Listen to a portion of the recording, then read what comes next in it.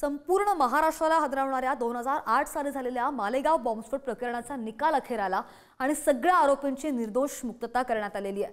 पण आता प्रश्न असा आहे की मालेगावमध्ये बॉम्बस्फोट घडवले कोणी, केले कोणी?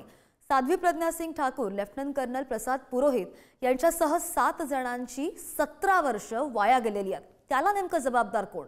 पाहूयात या संदर्भातला आमचा स्पेशल रिपोर्ट।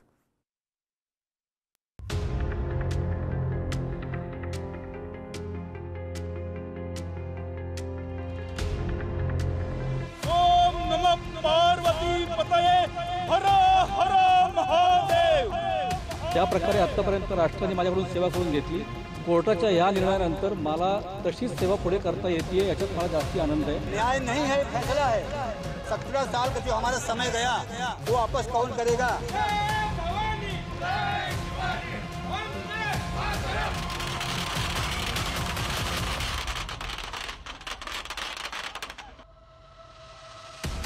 2008 मधील मालेगाव बॉम्बस्फोट प्रकरणी 17 वर्षांनंतर निकाल लागला। साध्वी प्रज्ञा सिंह ठाकूर, लेफ्टनंट कर्नल प्रसाद पुरोहित यांच्यासह सर्व 7 आरोपींना निर्दोष मुक्त करण्यात आले। आरोपींविरोधात कोणतेही ठोस पुरावे नसल्यानं त्यांची सुटका करण्यात आली आहे।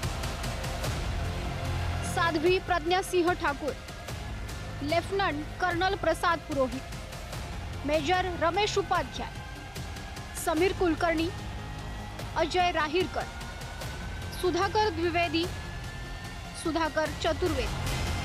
हम हर बार जीतेंगे, बार बार जीतेंगे। यतो धर्मस् ततो जयः। ओम नमः पार्वती पतये हर हर महादेव। आज देशातील तत्कालीन काँग्रेस नेतृत्वाने समस्त हिंदूंची माफी मागायला हवी। या यच्चयावत यंत्रणांचा जो दुरुपयोग केला, अल्पसंख्याकांचा जो विश्वासघात केला, त्यांना सामोरं जाऊन त्यांच्यासमोर नतमस्तक होऊन असं दुराचरण, असं गलिच्छ राजकारण या देशामध्ये परत करता कामा नये। जे पदरात पडलंय यश, त्याच्याबद्दल सर्वांनी समाधानी राहायला पाहिजे। त्याप्रमाणे मी देखील समाधानी आहे। ठीक आहे, कुणाच्याही विरुद्ध बोलण्यात कुठल्या मला काही स्वारस्य नाही। ठीक आहे, ज्या प्रकारे आतापर्यंत राष्ट्राने माझ्याकडून सेवा करून घेतली, कोर्टाच्या या निर्णयानंतर मला तशीच सेवा पुढे करता येते, याच्यात मला जास्ती आनंद आहे। आणि माझ्या मातृभूमीने मला त्याच्याकरता निवडलंय, याच्यासारखं दुसरं सुख मला दुसरं काही नाही। वहाँ का जो एटीएस चीफ था एपीआई बागाड़े, वो हमारे यहाँ बम प्लांट किया, ऐसा एनआईए ने चार्ज में लिखा हुआ है। 17 साल के बाद जो फैसला आया है, हम तो उसको फैसला बोलते हैं। न्याय नहीं है, ये फैसला है। न्याय नहीं है, फैसला है। 17 साल का जो हमारा समय गया वो वापस कौन करेगा? इसकी भरपाई कौन करेगी?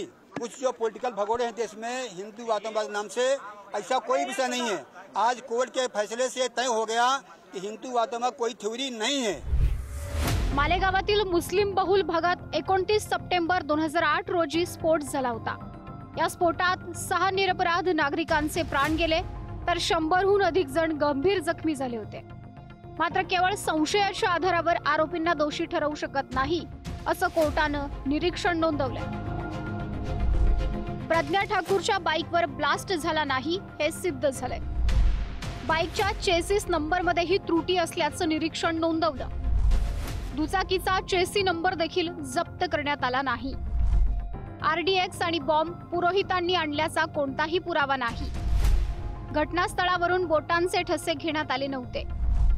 बॉम्बस्फोटातील आरोपींमध्ये एकत्र कोणतीच बैठक झाली नाही। आरोपींविरोधात यूएपीए कायदा लावणं योग्य नव्हतं। बॉम्बस्फोटाच्या पंचनाम्यात पोलिसांकडून अनेक त्रुटी राहिल्यात। बॉम्बस्फोट कोणी केला हे सिद्ध करण्यात अपयश। संशयाच्या आधारावर आरोपींना शिक्षा होऊ शकत नाही। जो 3 अलग अलग चार्जशीट इसमें फाइल हुई है, एटीएस की चार्जशीट, सप्लीमेंट्री चार्जशीट और एनआईए की सप्लीमेंट्री चार्जशीट, तो प्रोसिक्यूशन ने कोई भी स्ट्रांग एविडेंस में दे नहीं पाई। ऐसे आज कोर्ट ने आज फैसला सुनाया है। कोर्ट ने यह सुनाया है कि डेफिनेटली प्रोसिक्यूशन जो ब्लास्ट है वो प्रूव कर पाई, जो डेथ हुई है वो प्रूव कर पाई। ये जो 7 एक्यूज कोर्ट के सामने थे, इनके खिलाफ कोई भी स्ट्रांग एविडेंस जो चेन ऑफ सर्कमस्टेंस है वो प्रोड्यूस करने में प्रूव नहीं कर पाई। मौका के लिए जो क्राइटेरिया होता है वो कंप्लीट न होने की वजह से मौका में से भी सबको एक्विट किया है। जिथे घटना तथाकथित घडली त्या सीनवरनं जे फोरेन्सिक सॅम्पल्स कलेक्ट केले गेले त्या कंटॅमिनेट झालेले होते सगळे आणि त्याच्यामुळे देखील कुठेच काहीच निष्पन्न झालेलं नाही आणि एकही पुरावा सबळ नाही, जेणेकरून आपल्याला असं दूरदूरपर्यंत म्हणता येईल की ह्या सगळ्या आरोपींचा, या सगळ्या व्यक्तींचा या गुन्ह्यामध्ये सदोष किंवा सदृश्य सहभाग दिसेल अशी कोणतीही बाब माननीय न्यायालयाच्या निदर्शनास आलेली नाही आणि त्यांनी त्यांना त्याच्यामुळे निर्दोष मुक्तता दिलेली। दरम्यान या निर्णयाविरोधात बॉम्बस्फोटातील पीडित सर्वोच्च न्यायालयाचा दरवाजा ठोठावणार आहेत, कारण निकाल जाहीर होताच साध्वी प्रज्ञासिंह ठाकूर यांनी आपल्या भावनांना मोकळी वाट करून दिली आहे। 13 दिवस मला टॉर्चर करण्यात आलं, माझं आयुष्य उद्ध्वस्त केलं, मी 17 वर्ष अपमानित झाले, मला स्वतःच्याच देशात आतंकवादी बनवलं, ज्यांनी मला हे दिवस आणले त्याबद्दल मी काही बोलू शकत नाही। संन्यासी आहे म्हणून मी जिवंत आहे। भगव्याला आतंकवादी म्हटलं, भगव्याचा विजय झाला, हिंदुत्वाचा विजय झाला। ज्यांनी हिंदुत्वाला आतंकवादाचं नाव दिलं त्यांना कधी माफ केलं जाणार नाही।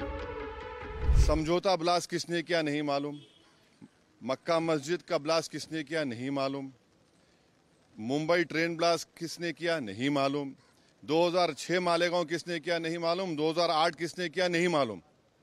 तो फिर कौन है? अगर वाकई में जिन लोगों ने ये किया है वो तो खुले फिर रहे हैं। फिर हम मोटा मोटा सवाल यही कर रहे हैं कि क्या मोदी सरकार, क्या महाराष्ट्र की सरकार सुप्रीम कोर्ट जाकर इस जजमेंट पर स्टे लगाएगी, नहीं लगाएगी? न्याय या देशामध्ये पाहिजे असेल तर सर्व असं प्रकारचे निर्णयाला सुप्रीम कोर्टमध्ये रिव्ह्यू करण्यासाठी पाठवायला पाहिजे। आता कोर्टांनी हे प्रश्न विचारण्याची आवश्यकता आहे, निर्णय देण्याची आवश्यकता आहे।